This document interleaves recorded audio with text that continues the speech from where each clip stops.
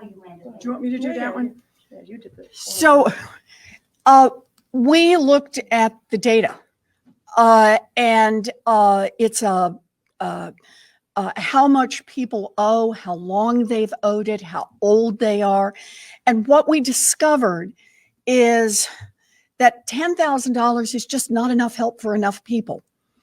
That $50,000 helped us reach the point where we could cancel all debt for about 85% of those carrying student loan debt and help close the racial wealth gap the most. So it's a place where it's a substantial amount of debt relief and works best for being able to help the maximum number of people get back on their feet. I think. What about the, you mentioned that 85% of those who now have debt will be taken care of under this bill, under this proposal. What do you say to the 15% who wouldn't be included?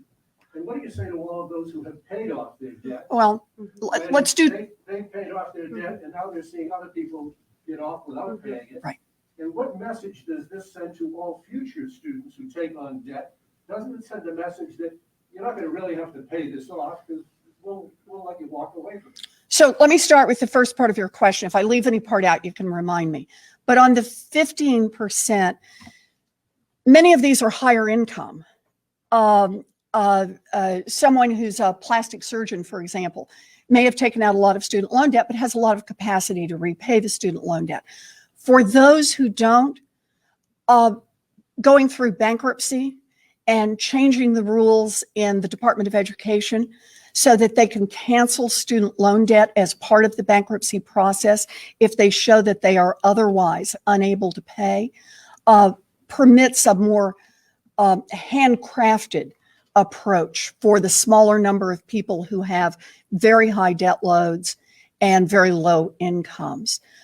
On the question about people who've already paid off their student loan debt, my answer is this is good for you.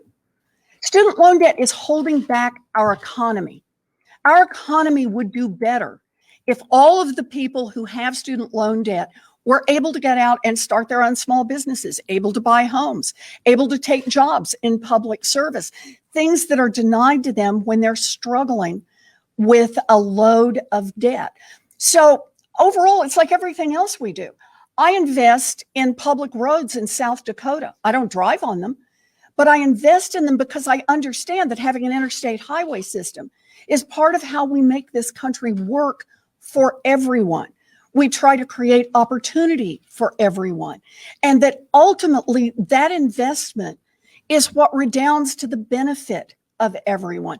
The second part I'd say about that is that if we're going to take the position that if I didn't already get it in the past, you can't get it now, we never build anything. We wouldn't have started Social Security. We wouldn't have started Medicare.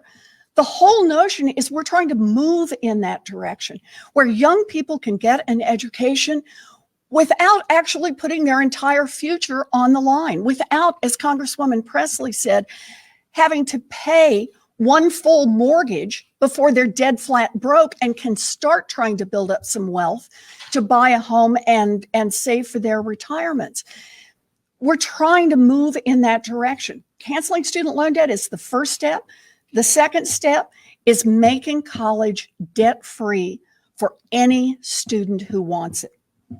And I would just add, I'm Please. sorry.